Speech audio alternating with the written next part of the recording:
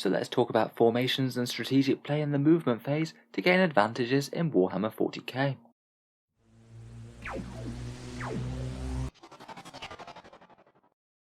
Hello and welcome back to Auspex Tactics, the strategy focused 40k channel, where we're all about getting more out of our miniatures on the tabletop. In today's video we're going to be talking through the movement phase, a very simple phase on the face of it. You move or you don't move your models, but there's actually an enormous amount to think about when you're doing so, as that sets up your positioning for the entire rest of your turn. In the video I've tried to break it down into some common scenarios. First we'll talk a bit about shooting units, then melee units, screening and chaff units, objectives, falling back, and then a few other things. Loads to talk about, so let's jump straight in with a small overview. So I'd argue out of all the phases in 40k, the movement phase might well be the one where you have to make the most intelligent decisions. It's not just a case of shoot that unit or charge that unit. You kind of need to have a plan for what you're going to achieve that turn, and then you need to move your units in a way that they're actually going to be able to do so, and perhaps also try and have some redundancy with if either the shooting or fighting goes well or badly. A lot of people, when they're starting their turn, like to have a plan of what they want to try and achieve at the end of that turn, and that can often help dictate how all your units are going to move. There really are a massive amount of decisions to be made. Are you going to try and hug cover, try and be out of line of sight, just be as close to or as far away from the enemy, or trying to get onto objectives? There's really quite a lot to be thinking about. In the movement phase, each unit has the choice between making a normal move, advancing, falling back, or remaining stationary. I'd say usually the vast majority of your army is going to be making normal moves, unless you're playing some sort of army that doesn't care about advancing or something, unless there's any specific reason really not to make a normal move, such as having heavy or rapid fire weapons that are going to have their damage cut. There's almost always going to be at least some advantage in repositioning slightly, to better face up to how the enemy is now. Then there's advancing, when you'll lose some or all of shooting and you can't charge normally, falling back, which is usually going to stop you shooting or charging, and opting to remain stationary, which doesn't help your positioning at all, but won't hurt your firepower if you are using one of those weapon types. They're really quite simple choices, but usually the actual tactics aren't going to be deciding between these, it's actually where you move your models on the table. So let's go through a few common scenarios then, and we'll start off with fairly simple shooting damage dealers, things like tanks or infantry squads bearing a lot of heavy guns. Generally the main movement game that you're going to want to try and play with these is to try and get line of sight to their desired targets, while also staying safe from enemy reprisals when they shoot back. I think in most cases you don't just want to have literally every single gun unit only able to see one thing. Sometimes your dice are going to roll high or low, they might not kill their target even if you expect them to, so often having a little bit of redundancy in the shooting phase could be a really good idea. Say if an enemy unit just clings to life when you're not expecting it to, then you might need to have another shooting unit to be able to finish it off. With the way that the line of sight blocking terrain works these days, often just peeking around edges of ruins is a good tactic. That way you can move just enough to be able to see your target and no further to stop the other enemy units shooting you. You can also think about the enemy gun units when they're on the table. If there's anything that you absolutely can't be exposed to, then hopefully be out of line of sight of it. But sometimes you might be able to think about outranging them as well. Think about their maximum movement and how long the range of their guns are. You can stay safe if you're just outside of that, and you can absolutely pre-measure if you want to. Finally, cover's of course always nice to get if you can. All things being equal, being in light cover will be really quite handy. And I think that some people still don't realise quite how easy it is to get dense cover for single model units like vehicles. All you have to do is have a fraction of the hull or the base in the dense cover, and your enemy will be -1 to hit it. As they're moving around the table, I think typically people tend to play in small shooting castles, often with a character or characters supporting multiple gunline units to get better shooting efficiency. It also perhaps comes together in a higher mass full of threat that the opponent is going to struggle to deal with. Say for example their shooting might be able to kill one dreadnought, but then the other 3 or 4 might just be able to kill them straight back. On the other hand, I think sometimes that can actually be a mistake. If you think your opponent's going to be playing really cagily, it might actually be better to split up the castle somewhat to get better lines of sight, so that units can't just hide from literally the one point on the battlefield and make themselves safe. For pure gun units that really don't want to be in combat, you might also think about scattering when an enemy heavy hitter gets too close. Ideally you don't really want to be multi-charged and have multiple units killed or multiple of them locked up, if the enemy just has the one big threat. Moving on to melee and combat units next, and of course if you're not shooting or doing anything else that you need to, advancing is usually going to be a good idea each turn. If they're not going to be doing anything else, then you may as well at least have the option of greater movement to see where it might get you. Advances are a bit random though, and try and make sure that you're not outpacing characters that you need to protect or anything, as that's kind of easily done if one unit rolls high and the other rolls low. And bear in mind enemy charge threats as well, and whether or not your movement's going to mean that you're going to get charged next turn as opposed to you charging your opponent. If you are moving closer to enemy melee threats, you might want to just hang back, so they're going to have to try and make a risky charge if they do want to charge you. Say if you set up over 16 inches away from a standard infantry unit, that means they're going to have a really long charge to engage your melee unit first, and in particular I think you want to avoid getting your own fast movers charged by a unit that's far slower than you that you've just moved into range of. I think sometimes it is worth just spending the extra effort and pre-measuring how easy their charge will be. With your combat units getting into the fight, perhaps one of the main movement phase decisions is planning your route up the board, trying to jump from cover to cover if you've got good movement, but plenty of bigger, heavier hitters are going to be quite railroaded into which ways they can go up the board, perhaps having obvious movement lanes that they're going to have to negotiate to get up the board and go around terrain. If you're unsure, I think that usually heading for an objective in the midfield is rarely going to be a bad choice. If your opponent puts units on it, then you can get value out of your melee troops by charging them. If they don't, then hopefully they're giving up a fair few victory points. Certainly as you're moving up, if you do have the opportunity to tow onto objectives, then it's not the worst idea either. Just having a few opportunistic more bodies on objectives could well lead you to having a few more primary points. Say if the opponent did unexpectedly manage to clear your troops that were already holding it. Finally, I know fly units can be both melee and shooting, but I would bear in mind that as fly units are moving up the board, you can make some good use of their vertical movement as well as their horizontal. They get to move vertically for free, and it can mean that they can take up some quite nice positions in the top of ruins. In particular, I feel that's kind of handy when you're deploying. You can put them in the top floor of a ruin, hopefully still out of line of sight, and then that might allow you to have more units clustered around in the bottom floor, also hiding from the enemy. They'll still be able to move forward just as fast, as vertical movement is free for them. Next up we come to screening units and chaff units. The expendable troops who aren't expected to achieve all that much, just hold objectives and doing the dying if necessary, and generally as they're moving about the board, I'd often want them to be on the extremities of the army, trying to protect whatever's valuable in the middle. It maybe helps make your opponent do difficult decisions. Do they go out and try and neutralise them? Maybe one of their big powerful units kills a unit of your expendable screens, and then they've just done a bad trade, and hopefully exposed their important unit, so the rest of your army can still deal with it nicely. Having expendable units on the edges can be quite good for screening out deep strike as well. If the enemy does have some important reserves, then it really is deceptively easy to measure out 9 inches and just make sure they don't have anywhere decent to land. Even single model units can cover an enormous amount of table and stop it being deep striked into. So all you have to do is line up your units to make sure there's no gaps between them. Just put things 9 inches away from the edges and corners of the board, and then the gaps between your units can actually be really quite big.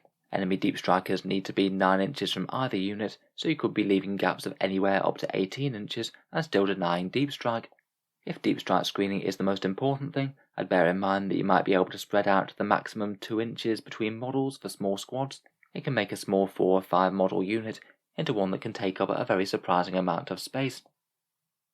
Next up, move blocking can absolutely be a game-winning manoeuvre, usually when you're holding back something that's just so much more valuable than your expendable unit, that keeping it out of the game for an extra turn could well be the difference between victory and defeat.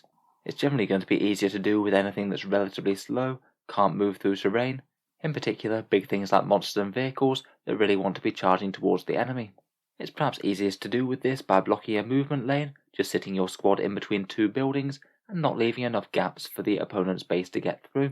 With enough bodies or enough chaff units, it can still be easy enough to do on even big units with fly. Say for example we have Mortarion here, trying to move between 2 solid bits of terrain. We've put a load of guardsmen in the way, and even with fly and a relatively decent movement, Mortarion just doesn't have enough move to be able to get the back of his base clear of the back rank of our guardsmen.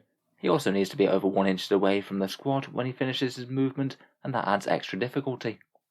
Finally, low value units like these are pretty good for moving towards secondary objectives, maybe getting it into different table quarters for things like engage on all fronts or retrieve Octarius data, and ideally if you can try and do these while also doing things like primary objectives or screening, then that can be a pretty good way of getting 2 different uses out of the same unit.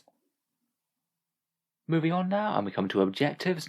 Usually when you're holding objectives, the dream is to be both out of line of sight while also on the objective. Say if you've got one that's somewhat close to a ruin that blocks line of sight, Having your models clustered around in the basement, holding the ruin but also not being able to be targeted by the enemy, that is pretty nice. If you do have to be exposed though, you could potentially think about chaining back towards light cover. Say in this example, we've just got the one brave Space Marine who's towing onto the objective, and the other 4 are loitering out of line of sight in a ruin. They all get light cover, and you can start taking saves on them first. Could just be a way to make the squad that little bit hardier. As well as that though, you need to decide whether or not you want the enemy as close as possible to you, or as far away as possible. Say if these Space Marines were thinking about getting charged, then loitering back as far as possible on the objective could be a good plan. Whereas if they were aggressive assault troops, they might think about just towing onto the objective and being as close to the enemy as possible on the other side. Finally, if I'm ever thinking about making a risky charge, I do try and like to keep at least one body on an objective, just to make it a bit trickier for the opponent next turn, or force them to have to deal with the unit. I think that's quite nice when you bring in units from reserve and are attempting a risky charge. Even if you have to string them out a bit to get them back to an objective, sometimes I think that could be a really nice idea. If they fail the charge, then at least they get the consolation prize of snagging an objective.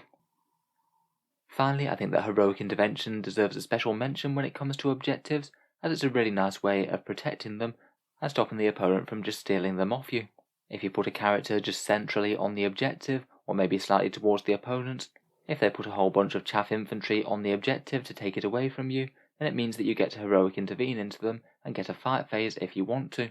It works even better with any units that can heroically intervene, say Necron Canoptech units with a stratagem, or the Blood Angel's Sanguinary Guard. It makes anything with those kind of heroic intervention options really quite a nice choice for holding down midfield objectives. Next, if you do find your troops locked in a combat that they're not going to win, you might want to think about falling back. Often it's the best idea if all that's going to happen if you leave them in combat is your own unit getting killed, or potentially if you really want to shoot the enemy unit that's tagged your unit in melee, and if you don't fall back, your own unit is going to prevent you shooting at the enemy ones. For vehicles and monsters, you'd have to weigh that up against just shooting into combat.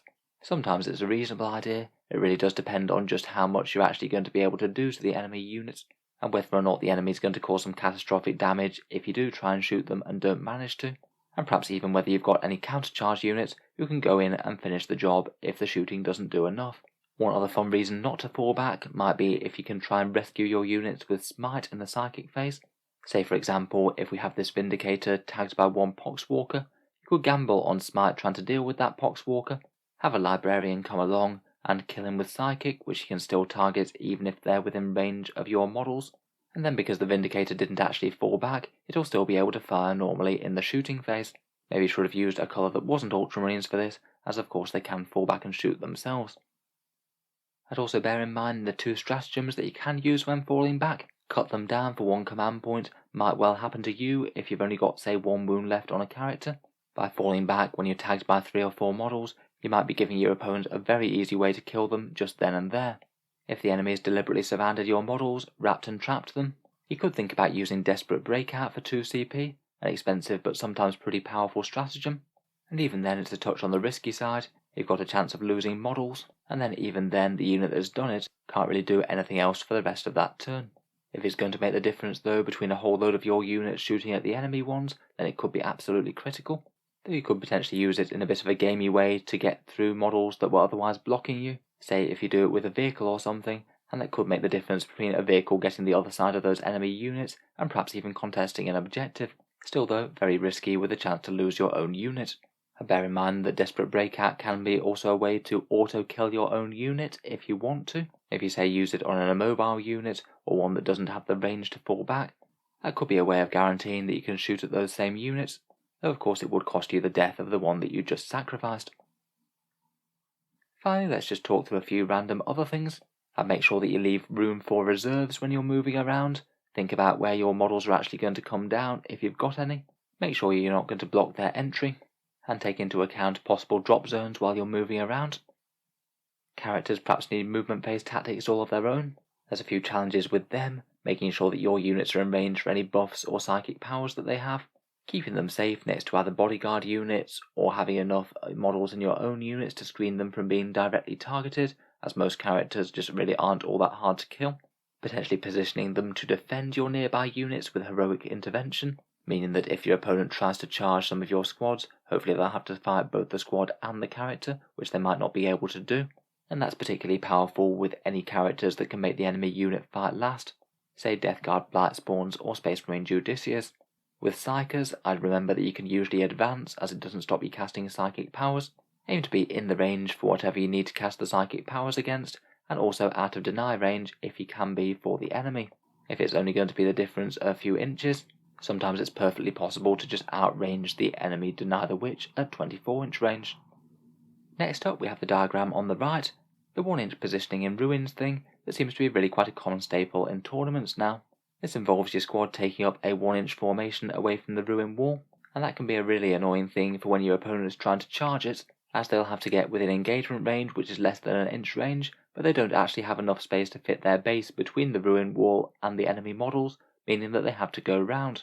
For example, these Space Marine scouts that are holding down this ruin, they're trying to make the Terminators charge just that little bit longer, and actually the shortest charge that the Terminators can get will be all the way over to this side down at the bottom. Basically, if you do have any units that are sheltering in L-shaped ruins like these, it often just makes sense to adopt this formation, as it could well lead to harder charges for your opponent through the game. Most of the time you certainly don't want to be right up to the ruin wall, as that could allow your opponent to charge you with things like Imperial Knights or big vehicles or things, when otherwise you might just completely frustrate their combat. Maybe not one that might go down quite so well in more casual games, but it does seem to be becoming more and more common throughout tournaments. Finally, most of what we've talked about today are more sort of micro tactics for moving units, but as well as all the complexity of that, you've also got the whole game perspective to take as well, and whether or not you're either going to be trying to rush or overload your opponent, or hold back and play cagey. It's going to depend on just how much damage both you and your opponent can do, and also on the primary and secondary objectives and the layout of the mission. If you can afford to play cagey and keep most of your units safe, and you still think that that's likely to deliver victory, then usually that's going to be the best move and force your opponent to come to you. Otherwise though, you're going to have to get into gear, and your forces are going to have to advance, and just try and make the best of any cover as they move up. So I think that just about brings us to the end of our video on the movement phase today. Hope that at least some of that has been inspirational or useful. I'll admit I wasn't necessarily expecting to find this much to talk about when just covering the one phase of the game. If there's any other tips, then let me know down in the comments below. I'm sure there's more to talk about yet. If you've enjoyed the video and you'd like to see more, feel free to subscribe to Auspex Tactics, where I will keep the regular 40k videos coming, with new ones out just about every day. Finally, if you have been enjoying all the videos on the channel, I would just like to mention that Auspex Tactics does have a Patreon page, which is how I can afford to keep on making videos like this quite so regularly, such as seeing certain videos like this early, regular votes to see what sort of things happen next on the channel, and automatic entry into the monthly prize giveaways with a chance to win some really big model kits. If any of that sounds good or you'd just like to help support, the link is down in the video description below. In any case, a massive thank you for listening, and I'll hope to see you guys next time.